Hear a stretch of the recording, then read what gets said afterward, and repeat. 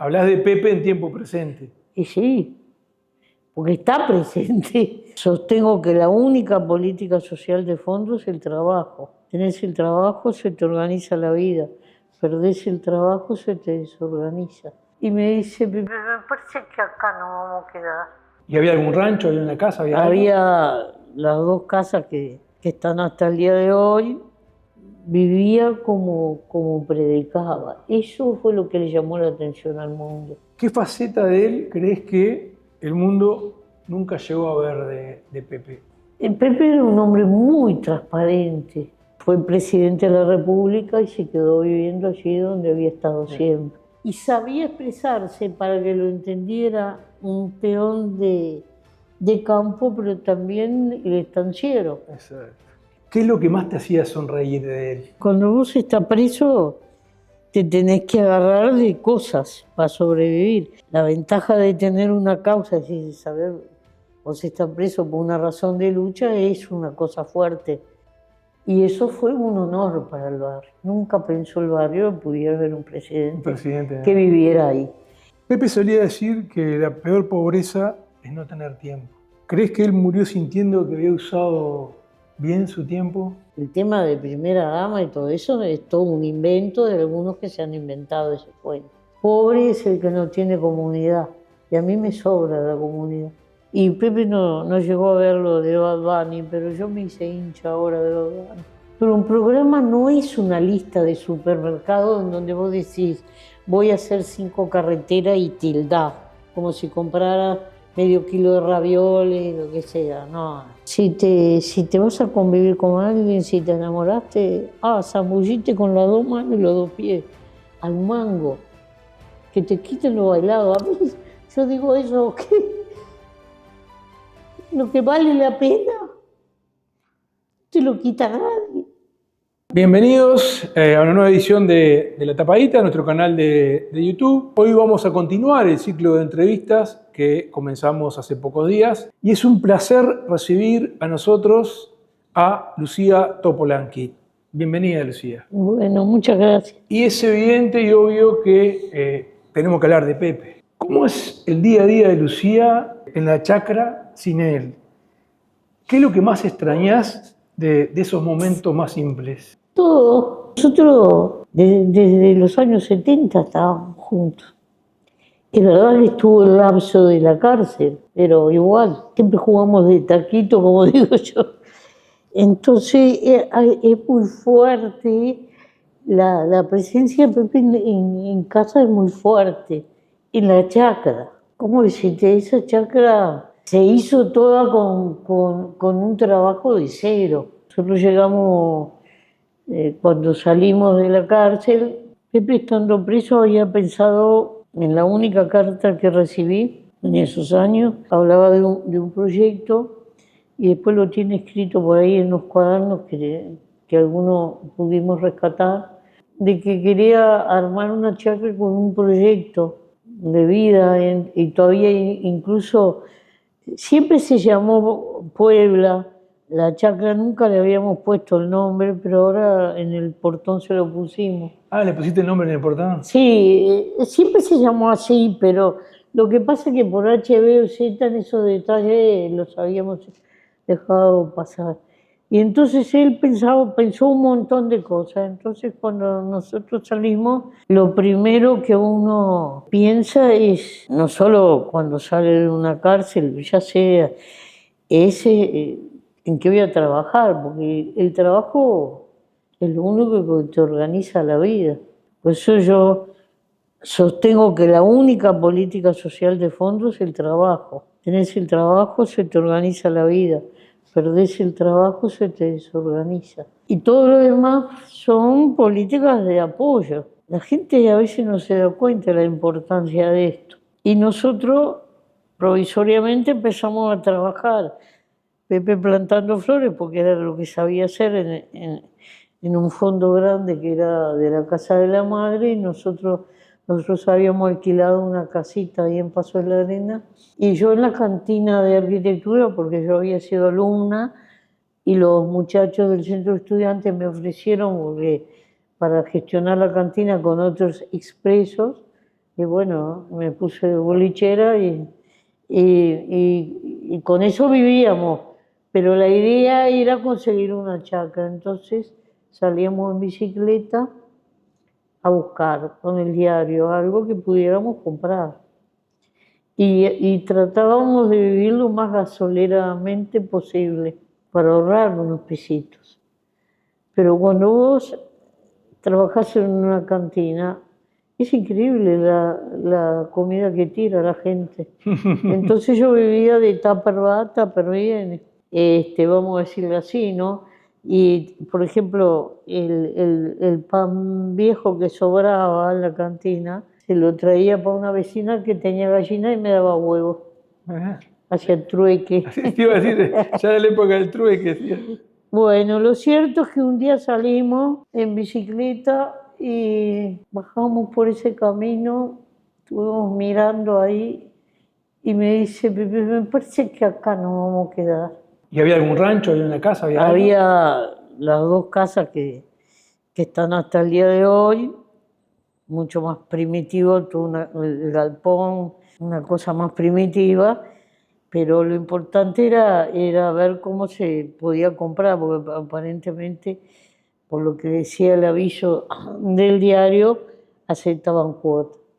Entonces andá hasta la inmobiliaria, me dice que eran ahí en Colón. Resulta que la inmobiliaria era de un muchacho que era hermano de uno con el que yo había estudiado arquitectura. En un país como Uruguay, que es increíble, somos tan poco dados paso y te encontrás con alguien, o que era pariente, o conocido, o un conocido en común.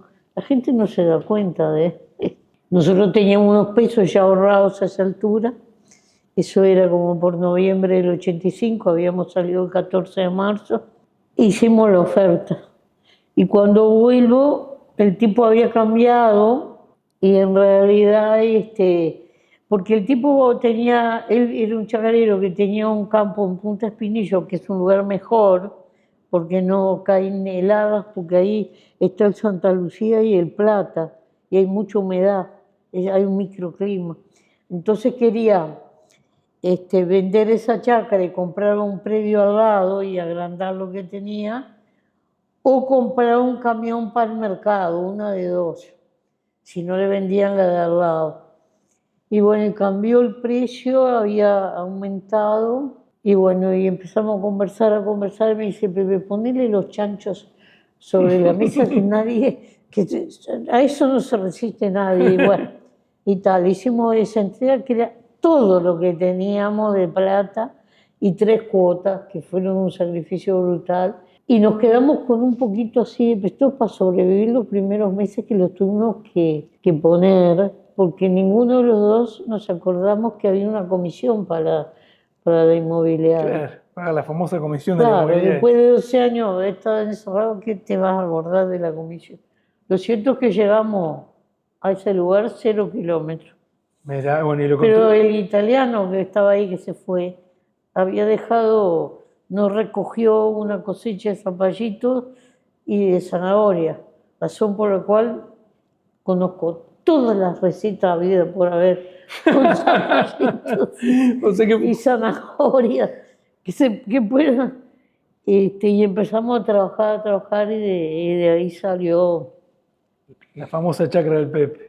la compra, sí, y fue pasando y fue viviendo una cantidad de gente, se podría escribir un libro. Pero fueron años de trabajo y de hacer algo que construimos entre los dos y que nos gustaba. Por eso la presencia de Pepe es muy fuerte ahí. Justamente, bueno, en Puebla, mirá, qué lindo nombre. Y justamente esto que me Porque la familia de Artigas viene de un lugar de Castilla que se llama la Puebla de Albortón. Ah, mirá. Y por eso el nombre. Claro, eso es lo que había pensado Pepe en su momento, la Puebla, por eso. Por eso puede ser que él haya elegido ahí morir en su casa, en su tierra. No, eso vino después. Primero nosotros construimos eso, pasamos mil vicisitudes, es una historia gravísima. Ya después cuando te vas haciendo cada vez más viejo, vos sabés que entraste a esta vida por una puerta y cada vez estás más cerca de la de salida. Entonces empezás a pensar en esas cosas. Un día una persona, amiga nuestra, nos trajo un secoya, que es un árbol majestuoso. En el norte, con otro clima, alcanza una altura fabulosa en Estados Unidos, en Canadá, ¿no? Son unos árboles gigantescos y que imponen. En el sur nunca va a alcanzar esa altura, pero de todos modos es un árbol imponente. Y nosotros lo plantamos ahí, enfrente de donde tomamos mate en verano y donde nos sentábamos de tarde a ver el atardecer y donde conversábamos con la gente que venía. Mi casa siempre fue una romería de gente y siempre fue una casa de puertas abiertas. Entonces ese árbol empezó a crecer y que sigue creciendo. Se hizo grande y majestuoso y bueno, nosotros teníamos una perrita que era sanducera. La Manuela. Manuela, la habíamos traído así de chiquita, de Paysandú, y vivió 22 años con nosotros. Los perritos chicos viven más que los grandes. Bueno, y un día se murió, ya no tenía ni dientes ni nada. Y Pepe lo enterró ahí. Y después, hablando, dijo, yo el día que me muera quiero que me prenda fuego, así, eran las palabras primitivas que él usaba, y tiren la ceniza acá. Lo dijo, no estaba enfermo ni nada en ese momento, y siempre repitió esa idea, y después cuando estuvo enfermo y cuando estuvo más cerca de él, siempre estuvo la misma idea. Es decir, él siempre fue partidario de volver a la tierra, porque él amaba la tierra. Soy casi panteísta, te decía. ¿Y volvió a la tierra ahí, está ahí? Sí, nosotros incineramos el cuerpo como nos había pedido y desparramamos ahí la ceniza. Abajo del árbol ese, abajo del secoya que fue donde nos pidió. Porque vos tenés que cumplirle a la gente. Ahora bien, él como era consciente y estuvo lúcido hasta el último día, él se pasó dando órdenes de planes de lo que teníamos que hacer y que no nos olvidáramos de una yuya infame que se llama Pasto Bolita, que en el verano va a venir y hay que tratar de atacarlo así. Todo lo de la chacra. Sí, y todas las indicaciones, nos dejó todo el plan de trabajo. Nosotros hacía un tiempo que veníamos cambiando, porque cuando en Argentina y Brasil aparece con fuerza el dengue, en Uruguay prohíben el agua en los cementerios. Y la mayor venta de flores en Uruguay se hacía en los cementerios. Claro. En las costumbres uruguayos es llevar flores a los cementerios. Y mirá cosas curiosas, los uruguayos somos geniales en algunas cosas. En Uruguay el cementerio que consumía flores era el del Cerro, pero eso no es casualidad, porque el Cerro fue un barrio que se llamó Villa Cosmópolis. Hola. Y tiene la Plaza de los Emigrantes, claro. Pues ahí estaban todas las comunidades de emigrantes, que se bajaban de los barcos, trabajaban en los frigoríficos y se asentaban ahí.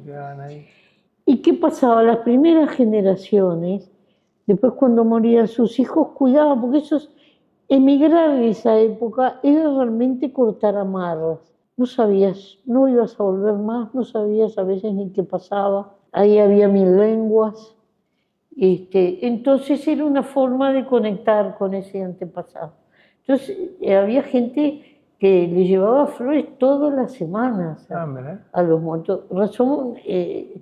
Así, por eso se vendían tanto. Pero además, los muertos en Uruguay eran todos politizados. Los blancos llevaban flores blancas, los colorados flores rojas y los de izquierda flores rojas. Por tanto había que tener 2 de roja y una de blanca.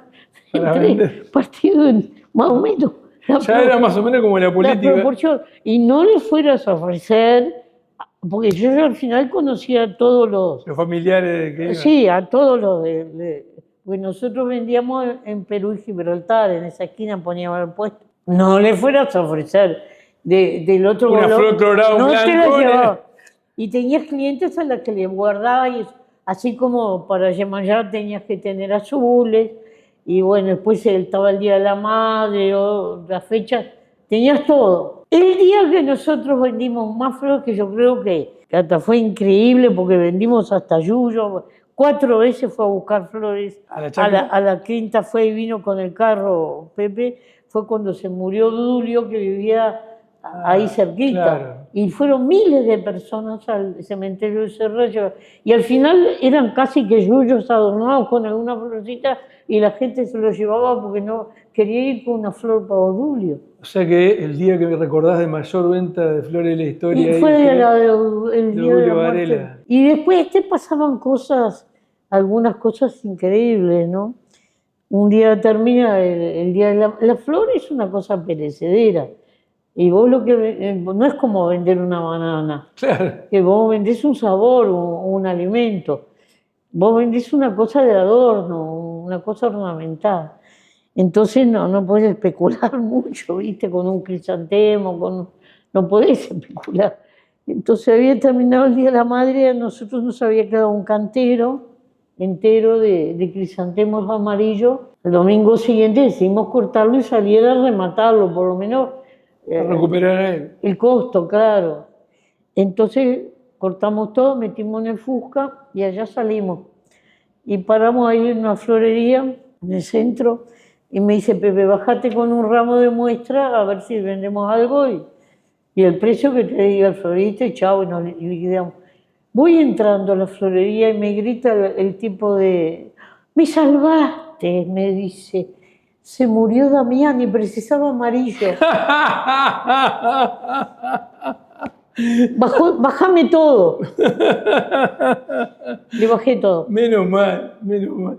Sí. Bueno, el Uruguay es así, claro. peculiarísimo, porque la política y el fútbol son comparables en ese sentido. Entonces, a veces dicen que el fútbol es más bravo que la política, incluso. Bueno, yo qué sé, pero te quiero decir, en esas fidelidades estamos hablando. Sí, con los Ahora, después que entra el dengue y no dejan poner agua, la gente, y ya las generaciones se van distanciando, esas fidelidades, ¿no? Que decían, no, dame flores más secas porque acá le da sol y tiene los pies para acá y la cabeza por entonces todo, esas cosas que te dice la gente, te explica todo. Empezaron a invadir las flores artificiales. Se terminó. El campo de orégano de los chinos, ¿no? Que tienen unas flores artificiales hermosas y está. Se cerró hasta el mercado de flores, que quedaba ahí en la calle San Martín. Sí.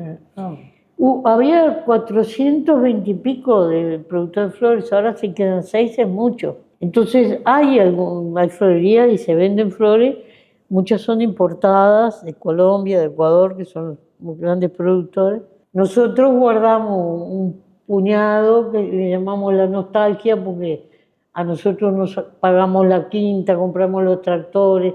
Todo con las flores. Ahora tenemos un puñadito de excelencia que ya tenemos 3 o 4 clientes, chao. Y entonces eso, dice Pepe, vamos a pasarnos a la alfalfa. Entonces ahora el grueso de la plantación de la quinta es alfalfa y ahora andamos haciendo pele de alfalfa, que es un alimento fantástico. Hablás de Pepe en tiempo presente, ¿no? Hablás de Pepe en tiempo presente. Y sí, porque está presente. Porque hay, por ejemplo, en un estante en mi casa hay un martillo, ¿no? Un martillo sólido. Entonces, ese martillo, ¿por qué está ahí? Ese martillo Pepe alguna vez lo usaba, pero casi nunca lo dejaba ahí. Ese era un recuerdo que tenía de su padre, que murió cuando él tenía 8 años. Entonces, ese martillo y un hacha que tengo al lado del televisor, que no tiene nada que ver, pero no es ni decorativo ni nada, porque lo quiso poner ahí, son intocables en mi casa. El día que yo no entiendo, no sé dónde irán a parar, pero mientras yo para él, tenían un valor. Entonces yo respeto eso. Y después, cuando nosotros nos acomodamos ahí, al lado del Secoya, que está una mesa donde hay sombra y eso en el verano, a veces nos sentábamos ahí, nosotros arreglábamos, cortábamos el pasto, y eso, porque hay gente que nos ha traído árboles, la embajada japonesa nos trajo que son tan lindos Sí, los sí, un árboles. cerezo, que cuando florece precioso, trajeron los británicos, también me trajeron un árbol. Senador Botana, como él había sido del Partido Nacional, me trajo un jazminero.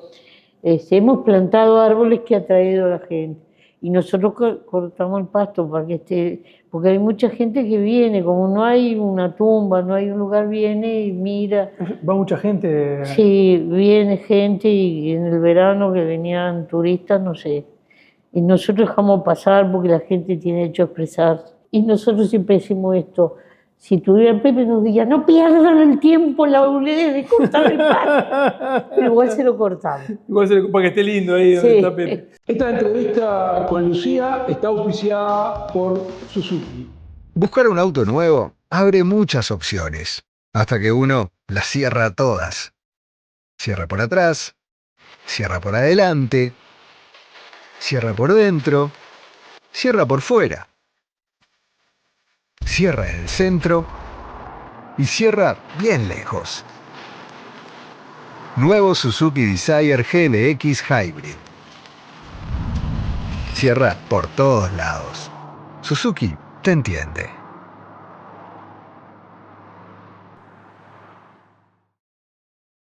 Justamente vos decís, vienen turistas y todo, ¿no? El mundo conoció a Pepe como símbolo, como filósofo, como líder. ¿Qué faceta de él crees que el mundo nunca llegó a ver de Pepe? ¿Esta capaz que me estás contando? ¿O cuál? No sé, esa respuesta es difícil porque el Pepe era un hombre muy transparente. La esencia de él se vio casi que en radiografía, te diría. Porque en realidad lo que llamó más la atención, él se definía a sí mismo como un estoico, pero en realidad lo que más llamó la atención de él fue la coherencia entre vivía como predicaba. Eso fue lo que le llamó la atención al mundo. Fue presidente de la República y se quedó viviendo allí donde había estado siempre. Tenía marcha atrás, diríamos, en la política, a veces se equivocaba y decía ese tipo de cosas. Era bien transparente y tenía yo siempre le digo, menos mal que hay un simpático en la casa, porque él era el de las public relations, era Pepe, el simpático de la casa, ¿viste? Sí. Había que correr a alguien y ese era mi papel. Ya te tocaba a vos, ahí viene la tronca dándole con la... ¿Hubo algo que te dijo en los últimos días ahí que todavía te dijo o que te diera que vos lleves contigo todavía? ¿Algo que te haya dicho? No, él,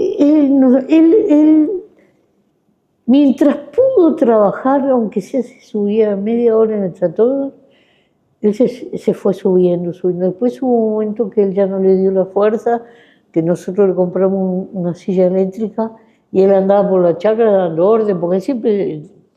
él fue debilitándose, porque en realidad él tenía una vieja enfermedad, que había sido una enfermedad autoinmune, que nunca se van, se retroceden, que fue en definitiva, junto con el cáncer, colapsó eso, lo que se lo llevó, viste, la insuficiencia renal que tenía esa consecuencia. Él en realidad se fue debilitando y a nosotros el día anterior nos llamó la atención que cuando lo estábamos bañando no nos rezongó, que siempre rezongaba, que más vaya, que me estoy enfriando, que esto y lo otro, porque era su modo de ser. Claro. Entonces ella era un síntoma negativo, pero nunca estuvo acostado. Al otro día había comido algo, se acostó a dormir la siesta y se fue. Sí.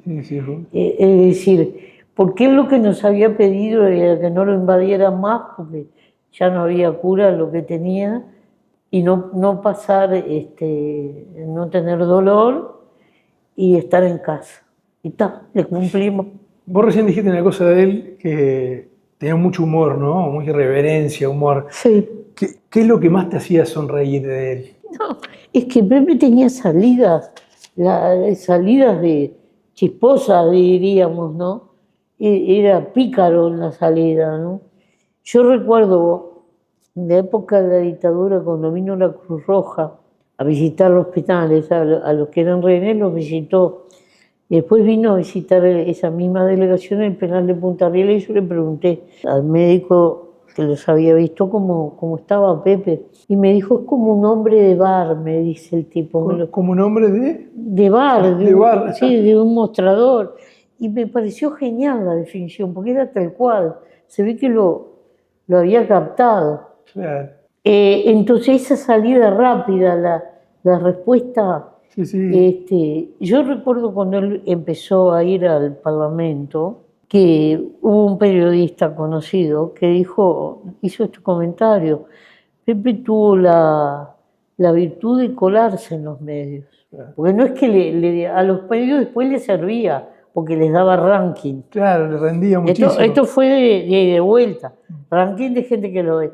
Pero era porque por el tipo de respuesta rápida, la cosa ingeniosa, aquello de los chanchos no votan a Cativelli, que eso fue una discusión. Cierto, sí, fue fantástica. Una discusión con Carlitos Barayba. Porque era tan gráfico que lo entendía el más humilde y el más encumbrado. Porque hay una cosa, él era un gran lector, toda su vida había leído en un infierno leyendo. Y tenía una cultura que podía parecer ecléctica, pero tenía una enorme cultura. Y él había sido alumno en la Facultad de Humanidades de composición literaria. Esto te puede parecer estrafalario, porque Pepe tiene cosas de estrafalario. De dos profesores emblemáticos. Uno era un exilado español de la República Española, que había sido el último ministro de Cultura de la República Española, que se llamaba José de Bergamín, que estuvo unos años exilado en Uruguay y enseñaba composición literaria y hacía tertulias. Y era un estrafalario también, ¿no? Tan estrafalario que cuando vuelve a España y dice, no la conozco, esta no es mi patria, se hace vasco. Y murió en el País Vasco y se hizo enterrar. Nosotros fuimos a la tumba cuando estuvimos en España. Y el otro gran profesor que tuvo fue Paco Espínola.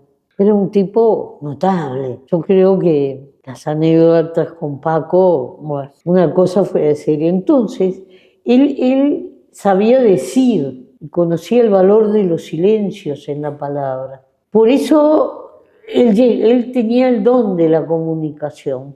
Aunque su pinta, que podía parecer más un verdulero no tengo nada contra los verduleros, uno tiene que hacer todas las aclaraciones. Se vendía así por la duda. Se enoja. En realidad no lo decía, pero eso era lo que él ve. Y sabía expresarse para que lo entendiera un peón de campo, pero también el estanciero. Exacto. Un tipo de Bella Unión, pero también uno de Malvin. Y eso le da una ductilidad que... Él hubo campañas electorales donde llegó a hacer 10, 12 mateadas en un día. Una cosa agotadora totalmente. Tiene una gran capacidad oratoria, ¿no? Claro, sí. Y además de captar al público, porque yo recuerdo, por ejemplo, una vez en el callejón de la universidad, estaba así de gente, y el estrado era una tarima de la altura de como fuese una mesa, y el público empezaba ahí, estaba pegado, y en primera fila había una serie de muchachos y tenían una caja de vino, y había una muchacha que estaba en pedo. Entonces él estaba hablando y de repente miró así y vio esa escena.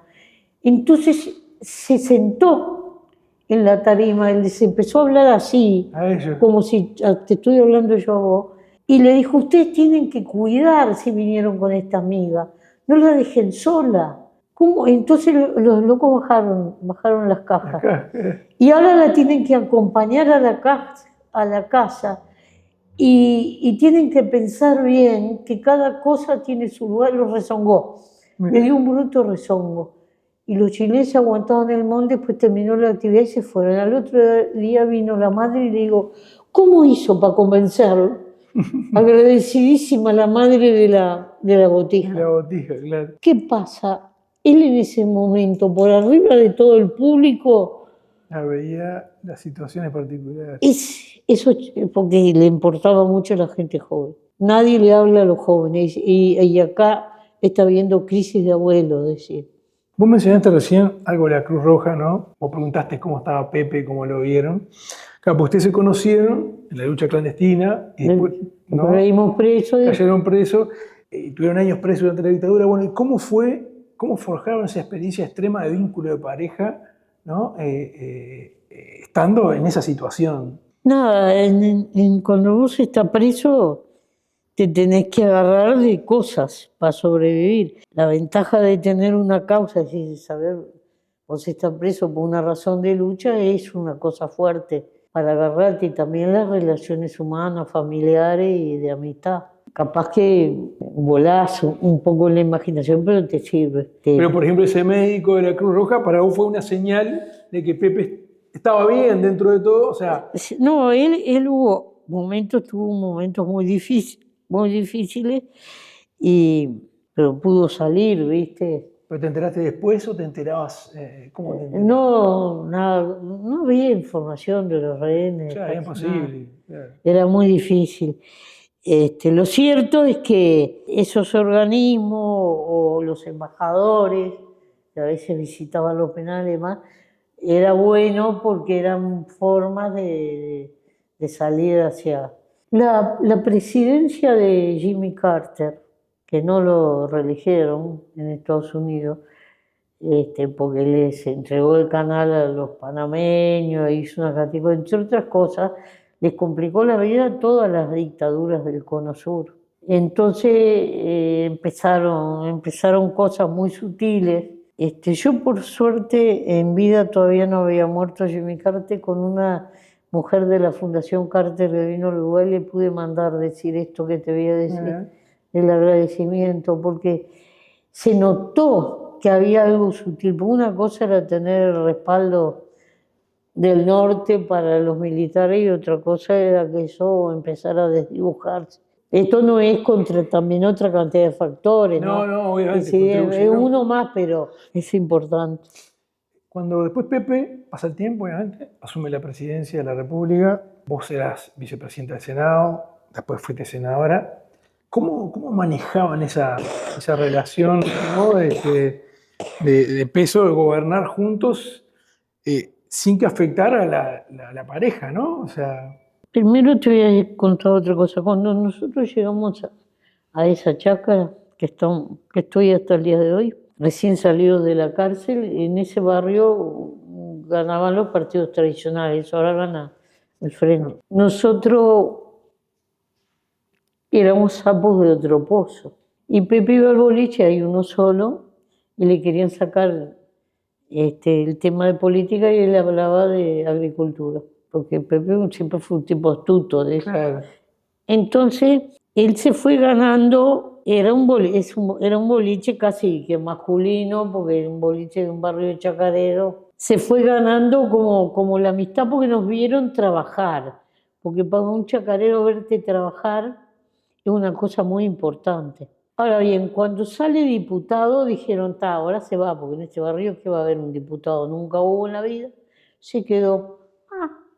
Ya eso cambió. Después senador, después ministro, ya la cosa venía salada. Ya cuando se quedó y era presidente, bueno, los que lo votaban y los que no lo habían votado, era el presidente del barrio.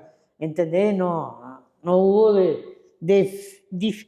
diferenciación, ¿viste? Al punto que algunos chacareos más primitivos decían, MPP decía Movimiento Pepe, una cosa así, decían, porque están en otra, están desesperados por la helada, son tipos notables los chacareos, pero están en otro circuito. Están en otra dimensión. Nosotros siempre fuimos muy cuidadosos en la relación política, muy respetuosos en la relación política con el barrio, pero finalmente el barrio terminó con la mayoría del Frente Amplio. Claro. Es decir, pero así de tranquito a tranquito, ¿no? Y eso fue un honor para el barrio. Nunca pensó el barrio que pudiera haber un presidente ¿no? que viviera ahí. Yo como encabezaba la lista del sector más votado. Yo siempre pensé pensé no, y en esto coincido mucho con la señora de Sanguinetti, con Marta Canessa, esta es una república, un país republicano. No es una monarquía, por tanto, el tema de primera dama y todo eso es todo un invento de algunos que se han inventado ese cuento. Hay países que sí, que hasta presupuestalmente tienen un rubro, pero en Uruguay no, en Uruguay ballista, con el chip ballista eso no. Entonces, vos podés protocolarmente acompañar y podés hacer lo que quieras, pero en realidad una función específica para la mujer del presidente o el esposo de la presidenta no existe, por ley. Entonces, yo lo que le decía era, tú sos un privilegiado, porque en el otro poder, el que tiene que trabajar contigo, el legislativo, tenés el mejor soldado. Estás vos. ¿Entendés? Claro. ¿Entendés? Tenés una suerte bárbara. ¿Y qué te decía él ahí? Se reía. ¿Qué pasa? Tenía el chisme diario, diríamos, Claro. y yo también y viceversa, ¿no? ¿Y ahí en esa relación tuvieron algún momento complicado político de algo que se pueda contar? Así, che, Momentos que entraba en difíciles. tensión. Momentos difíciles en las legislaturas hay siempre, porque hay una cosa que se ha distorsionado mucho. Vos hacés un programa de gobierno, pero un programa no es una lista de supermercados en donde vos decís, voy a hacer 5 carreteras y tildás, como si compraras medio kilo de ravioles, lo que sea. No, eso es para cuando vas a un supermercado. Un programa es un rumbo, una propuesta de rumbo, conexión, y entonces preciso infraestructura vial, de puerto, multimodal, es un concepto más bien. Y en eso yo soy defensora porque yo soy de todos los teóricos, soy defensora de Rosa Luxemburgo, creo que es la más actual de todas. Y Rosa dice una cosa que es interesantísima, cree el militante que porque tiene el programa en el bolsillo lo sabe todo. Se equivoca, es apenas un rumbo, porque están los imponderables y puede haber imponderables positivos e imponderables negativos. Brevemente te voy a poner 2 ejemplos. Cuando el primer gobierno del Frente a nosotros se nos cruzó un imponderable positivo, que fue que un día apareció Miguel Brezhnev con el Plan Ceibal. Y el Uruguay fue el primer país en que la brecha informática no pasaba por la plata que tenías en el bolsillo, porque empezó a estar en la educación pública, gratuita y laica. Y eso fue un salto para el Uruguay. Y no lo cuestionó ningún gobierno que vino después y sigue hasta el día de hoy, cada vez se desarrolla más. Pero estaba en el programa del Frente, se había discutido aunque sea medio minuto, no, ni por las tapas se nos pasó. Lo das de vuelta al revés, no lo encontrás. Y tuvimos un imponderable después, ya en el segundo gobierno negativo, que fue el tornado de Dolores. Entonces, a las 4 horas, había 4 ministerios ahí trabajando, el de Defensa, el de Interior, el de Salud Pública y el de Obras Públicas, y más todo el voluntariado y demás. Y Dolores se reconstruyó todo, rápidamente, menos el alma de los doloreños, que es lo único que no podés reconstruir. Pero ¿qué pasa? Vos tuviste que decirle al que estaba esperando la vivienda y justito le iba a tocar ese mes, vas a tener que esperar un poquito, porque acá hay una emergencia. ¿Estaba en el programa? ¿Era algo para tildar en el programa? No, está mal. Pero ahora parece que todo es mecánico y te lo dice el chat GPT y tiene que estar. Entonces, hay un primitivismo que se ha instalado en la discusión política. Y esto Pepe lo manejaba bien, porque tenía la rapidez de poder visualizar algunas cosas. Me acuerdo siendo diputado, él se mete en la comisión de ganadería, ¿no? Porque le gustaba el tema. Entonces, medio no estaba claro si lo habían invitado o no, creo que había sido una invitación genérica a la actividad de la Federación Rural. Y él les cae. Dice, vengo a codearme con los dueños del poder, le dice al entrar. Los tipos se murieron de la risa. Sí, me quedaba. Después, con acuerdos y desacuerdos, Pero se acordaban siempre de eso. él trató de darle una mano cuando vino el tema de las tosas, el gobierno de Valle, y González, que era el ministro, tuvo una cantidad de problemas. Bueno, es decir, siempre, y en el Parlamento se pasó dialogando. Si el ambulatorio hablara... Las cosas que contaría de Pepe. Y justamente un año después, ¿no? Vos pensás que Uruguay y América Latina están honrando el legado y la memoria de Pepe, o pensás que hay fuerzas que buscan borrarlo? La palabra legado era una palabra que Pepe detestaba. Me acuerdo. Porque dice, nosotros somos como una hormiga en el universo. En todo caso, somos parte de la historieta. No, pues fue una parte importante de la historia, ¿no? Bueno, yo sería muy pretenciosa si contestara en términos absolutos esa pregunta. Nosotros nos estamos esforzando por eso. ¿Qué tanto lo logramos? Y si lo logramos en toda la cancha, es muy temprano para decirlo. Pero el día que nosotros ganamos la elección, ¿te acuerdas que se decía, van a dar el resultado tardísimo, va a ser justito? Todo eso que se decía. Nosotros estábamos sentados enfrente a la televisión y ahí al poquito que empezó el asunto salió el resultado. Ya lo veías hasta por las caras de los periodistas que algún dato tenían. Entonces dijo Pepe, qué suerte, ganamos y con ese margen cumplieron los compañeros. Esto es el mejor premio. Él lo vivió así. Y la mejor votación de la historia de la 609, que votó mejor que la lista 15, que era algo impensable en la historia del Uruguay, que alguien superara la lista 15 de los años 50, ¿no? Esto es un premio al final. Los líos que van a tener. Y se agarró así la cabeza. Los líos que van a tener. Porque claro, tiene una bancada recontra joven y demás. Nosotros no habíamos participado en la campaña, solo pudimos llevarlo a Pepe al último acto. No lo habíamos querido anunciar tampoco, porque si ese día se sentía mal, era horrible anunciar algo y después explicarlo. Llevamos así de tapado, cosa dificilísima, porque esconderlo a Pepe era difícil. Era difícil, que fue la despedida.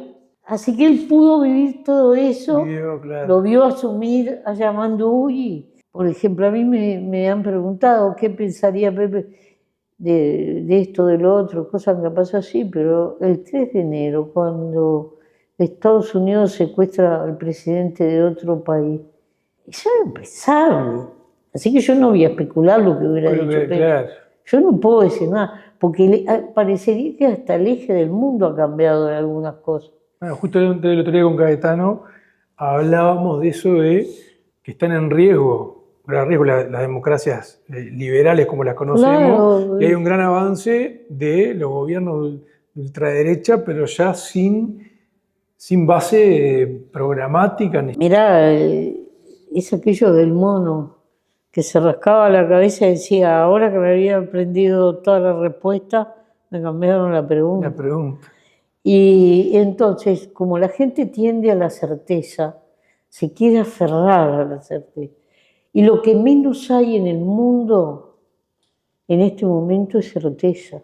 Que todos los días vos tengas que ver si voló un misil por el estrecho de Hormuz para saber el petróleo que en mi barrio, que se depende de los fertilizantes, de la urea solo subió $300 la tonelada el precio.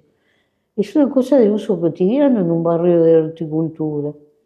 Entonces, ahora no va a bajar en 5 minutos, aunque hoy firmaran el La pacto. paz, claro.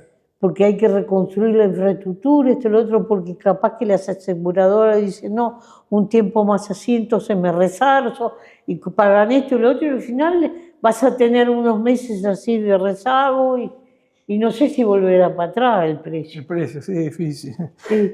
Pepe solía decir que la peor pobreza es no tener tiempo. ¿Crees que él murió sintiendo que había usado bien su tiempo? Yo creo que sí, porque él vinculaba el tema del tiempo al consumismo y al gastar tiempo de vida para tener que pagar cuotas, que dice, no la pagas con plata, la pagas con el tiempo de tu vida que gastaste trabajando para conseguir esa plata y no sos libre. Entonces, para conseguir la libertad y la felicidad, ataba esos conceptos, precisás tiempo de tu vida, tiempo de eso, pasar lo que se te cante, lo que te haga feliz. Y entonces él hablaba ahí de la sobriedad y de los estoicos. Y por eso yo no soy pobre porque vivo así. Esto es una opción de vida y yo vivo feliz, tengo lo que necesito. O lo que decían los aymaras, pobre es el que no tiene comunidad. Y a mí me sobra la comunidad. Claro, la comunidad de los Aymara.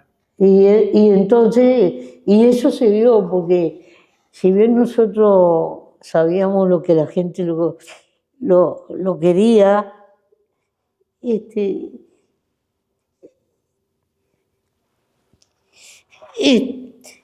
día fue mucha gente. El día de Pepe fue impresionante. Tuvieron que extender, ¿no? Nosotros tomamos algunas decisiones. Primero, nada más que 2 banderas patrias, ninguna bandera sectorial, porque era un hombre amplio, tenía la de Artigas y la nacional. Y segundo, hasta que no pasara el último, pero el arco fue impresionante. Y uno se acuerda de las imágenes, y gente, muchísima gente, y aparte de todo, ¿no? O sea, De todo, la variopinto. de todas las clases sociales, Todas las clases de todo sociales. y el que quiera cantar, que cante, el que quiera rezar, que rece, que se exprese como quiera, porque eso era la ¿Te acordás que libertad. hubo gente que se puso a cantar? Sí, hubo muchísimas cosas. Entonces, eso, yo sé que hubo gente que hubiera querido que estuviera la bandera del Frente Amplio, del MPP, pero nosotros no quisimos. Yo le pedí solo eso a los compañeros, porque vos tenés que respetar la persona. Claro. Ahora, ¿no? Si pudieras decirle algo que capaz que no llegaste a decirle a Pepe, necesitas decirle algo, ¿qué le dirías?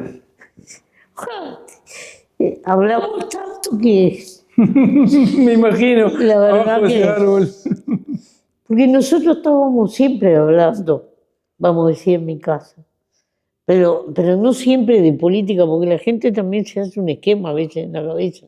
Podíamos hablar de Gardel, que los dos nos encontrábamos, poníamos Clarín y escuchábamos Fieles, que en todas las horas pares tienen Una canción de... fieles oyentes de tango, porque nos gustaba el tango, pero últimamente nos habíamos sumado también al rap porque entendíamos que eran los juglares de este siglo y eran los únicos tipos que están comprometidos con la realidad, los raperos. Y Pepe no llegó a ver lo de Bad Bunny, pero yo me hice hincha ahora de Bad Bunny, porque salió ahí y dijo lo que tenía que decir. Y podíamos estar hablando de política o mirando el informativo y un comentario o cada uno leyendo lo suyo y leyéndose. Y Pepe siempre no podía pasar por mi casa que no te propinara un pedacito del Quijote, sobre todo el discurso de los cabreros, que para él era la parte más maravillosa. Tenía el librito siempre al lado, pero le gustaba la poesía. Él al final me pidió, y gracias a Héctor Guido lo pude conseguir, que le consiguiera las obras completas de Rubén Darío, porque es la mejor pluma de Latinoamérica. Y entonces le leí varias veces esa poesía hermosa a Roosevelt. ¿Se la leíste vos? Sí, ya al final él tenía más dificultades para leer, entonces se la leía. Yo que no leía, él leía muy bien en voz alta. Yo no leo tan bien, pero bueno. ¿Qué parte más te acordás de eso que le leías? De esa poesía. Esa poesía hay que leerla toda porque lo que describe es el drama de Latinoamérica. Léela después cuando puedas. Sí. A Roosevelt se llama. A Rubén. Es una cosa imponente porque la pluma de Rubén Darío le incidió hasta Antonio Machado, entonces te darás cuenta que... Pero no, era una cosa. Después él tuvo Zooms en su vida con...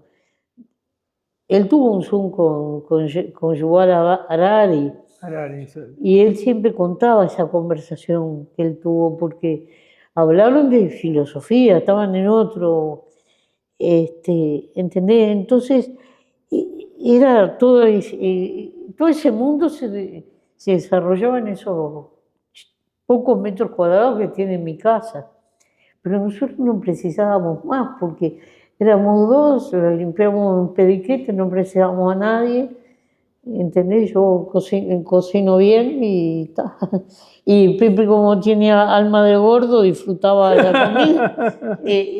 Es más, al final que ya la dieta y eso, No podía comer. no comí mal, le dije a la dietista, no, yo le voy a dar lo que le gusta, porque, Claro. y así nomás. Lucía, muchísimas gracias. Muchas gracias de corazón Sí. por este tiempo. Y bueno, esperemos que les haya gustado a todos esto que nos ha dejado Lucía de Pepe. Y quizás puedas dejar algún mensaje para las generaciones jóvenes. No, es que la aventura de convivir, que tiene etapas según la edad que tenga, ¿no? Eso lo decía muy bien, lo expresaba Pepe. Está hecha de estar todo el tiempo diferenciando lo trascendental de lo secundario. No te podés pelear porque hay un mate frío. No tiene sentido. La vida es mucho más importante. Entonces, yo creo que se ha vuelto tan precaria la relación humana que ha caído hasta en terreno de lo descartable, de luce y tire. Por momentos pienso eso. Que eso vuelve a la gente más infeliz y más en soledad. Entonces hay que pelear contra eso, hay que disfrutar la relación humana. Eso es lo que yo le digo a la gente. Si te vas a convivir con alguien, si te enamoraste, zambullite con las dos manos y los dos pies, al mango, que te quiten lo bailado. A mí, yo digo eso, que lo que vale la pena, te lo quita nadie. Muchas gracias, Lucía. Muchas gracias.